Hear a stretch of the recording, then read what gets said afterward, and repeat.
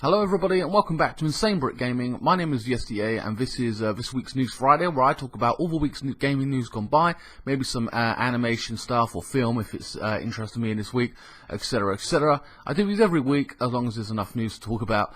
Sorry it's a day late, I was a little bit busy. But yeah, so first of all we're going to jump on right into the PS4 Slim and the PS4 Pro. The PS4 Slim comes out in September while the PS4 Pro comes out in November, along with the VR headset, I believe. The PS4 Slim will replace the basic PS4 with no difference other than the upgraded controller, which basically puts the light at the front instead of the back. Apparently, I didn't know this, the light was supposed to warn you of enemies coming nearby. At least in theory, that's what it was supposed to be about. But either way, you couldn't see the light on the back. I put that shit on dim and it drains my joypad like crazy anyway. So they got it at the front, so that's a little bit helpful, but I don't really need it, to be honest with you. I don't really give a shit about it, but it is there nonetheless. The PS4 Pro has an updated GPU and CPU, giving it 2 times the power. Now you can tell me anything in the world has double the power, from my PlayStation to PC to my iPhone, and I will always be interested in that. However, if you look at it a little bit more detailed, do your research, which I advise most people to do on anything that they're going to buy like that, it will run at 4.2 teraflops AMD graphics, while the Xbox One Scorpio is a 6 teraflops. So already there's a 30% difference in the Xbox One Scorpio and the PS4 Pro. While the new NVIDIA 1080 graphics cards are 8 teraflops for PC gaming. That's a 50% drop to current PC gaming right now compared to the PS4 Pro that you're going to be basically playing, you know what I mean? And that's not really a good thing. Yeah, you can argue, alright, so you might not be a PC gamer, or you might not want to compare them to PC gaming overall. You just want to compare consoles, and that's fine, I get that as well. Now you can, like I said, you can always argue that PC gaming is always going to be more powerful than console gaming, but the Xbox One, however, or Scorpio, would be 30% more powerful. I don't know how a lot of people feel about that. I think it's a genuine mistake from Sony. I think they should have waited at least a year, give us a Slim now, and then next year launched the VR and the PS4 Pro, making it more powerful to compete directly. Even giving it a better GPU or CPU, at least matching or I would do better than the Xbox One Scorpio, you know what I mean? That's what I would be doing. So that's kind of annoying. However, there are a few features here that PS4 Pro really are missing out on, or not doing, and cutting corners to save money.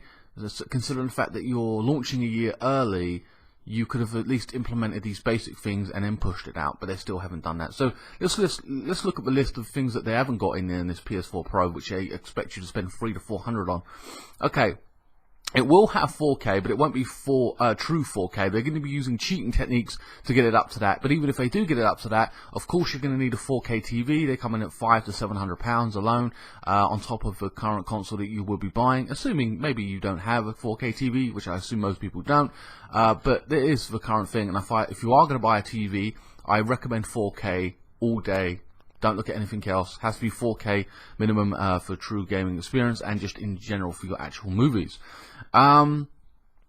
So yeah, if it runs in 4K, this PS4 Pro, it will be running at 30 frames per second. Now the thing that the PS4 Pro have made a mistake here, at least I believe, is they haven't included a Blu-ray player. Well, they got a Blu-ray player. Like the PS3 or the PS4, it has a Blu-ray player. Let's get that 100% clear. However, it will not be able to run Ultra HD Blu-ray, which is watching movies in 4K.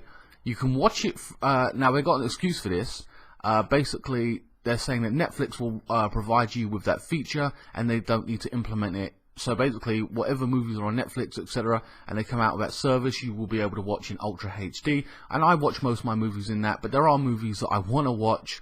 Some of my classics, maybe Black Hawk Down, Tears of the Sun, Saving Private Ryan, I don't know, some war films, I don't know, Avatar, whatever you might like to watch. Even Lord of the Rings, you will not be able to watch in Ultra HD from your own movie collection. You'll probably have to buy an Ultra HD, Ultra 4K Blu-ray player. I don't know how much that's going to set you back. So that's kind of disappointing, considering the fact that they want you to fork out that kind of money and it hasn't implemented that in there. That's kind of disappointing, to be honest with you, considering the fact that the base product itself, or the PS4 when it first came out, was $350. So you would have thought, come on, man, include that as well. You know what I mean? But they haven't. Another thing that they haven't done is that the 4K element of it will run in story mode and stuff like that, but as for online multiplayer, you will not get that experience in 4K. I don't know what implements are there, but I think that's a bit of a fuck up. That's kind of disappointment. In my opinion, they should have implemented that. As I said before, I think they should have waited a year to at least match the Xbox One Scorpio and then added more features and stuff, but again, I haven't done it. I don't know what the answer is, whether to buy the PS4 Pro. I kind of don't want to. I'd rather wait for a better version to come out. But whatever. The HDRR, whatever, with the colouring thing, with the update, the PS4 that we've got currently, that's out. We've got that update now. And it will be in the PS4 Pro. Xbox One already has it, by the way, to make the colouring looks better. And a lot of people are saying, oh, I can see it in the gaming, I can see it in the game. Well, actually, I don't believe you can see it, because the developers have to work with it and implement it in the game for it to actually have a full effect. I don't think it works that way, at least not in my view. If you know better, sound off in the comments. I don't know. But will you guys be buying a PS4 Pro? Will you wait? Will you buy the Xbox Scorpio?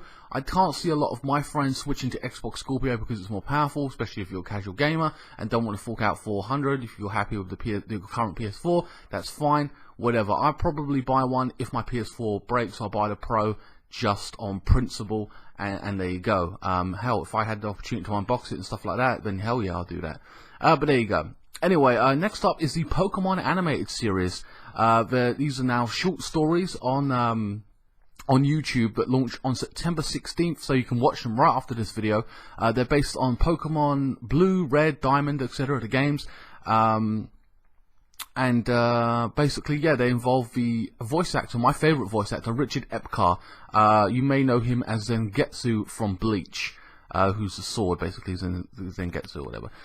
Mass Effect are asking fans to send in a voice recording for your chance to be in the game, one of which will being a mercenary with no name, which I think is pretty cool. The closing date for that is September 28th. I'm not a big fan of Mass Effect. Well, I wouldn't say I'm a big fan. They're old, they're long games. I tried playing one on the PS3. It drove me fucking nuts.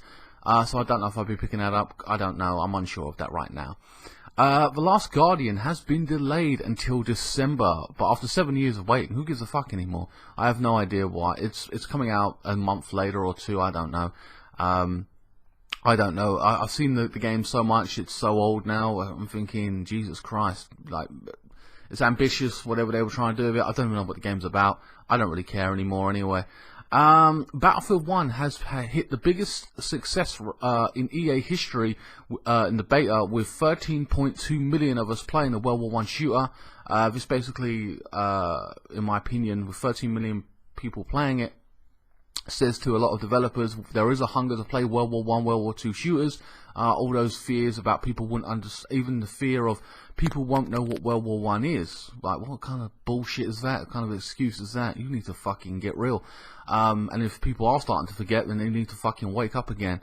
Unreal.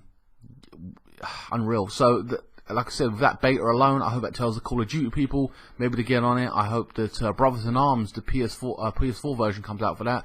There was rumours to be making Brothers in Arms for the PS4. I haven't heard anything since, so I hope that brings that back up to speed, hopefully. It is a different type of game. Yes, it is based in World War I, II, whatever, but it is a great game. It really is, and I can't wait to play the story of Battlefield 1 at least.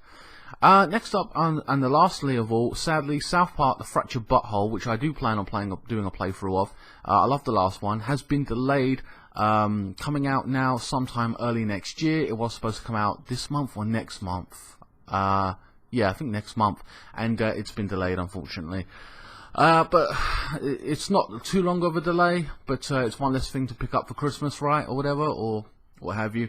But that's about it for this week's News Friday. Check out my Metal Gear Solid playthrough. I'm nearly finished with that, guys. I have a schedule release for next month's videos out as well.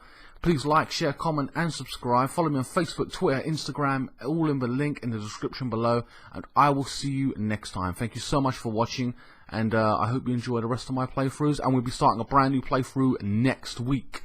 Thank God. Fucking get rid of Metal Gear, huh? Alright guys, see you soon.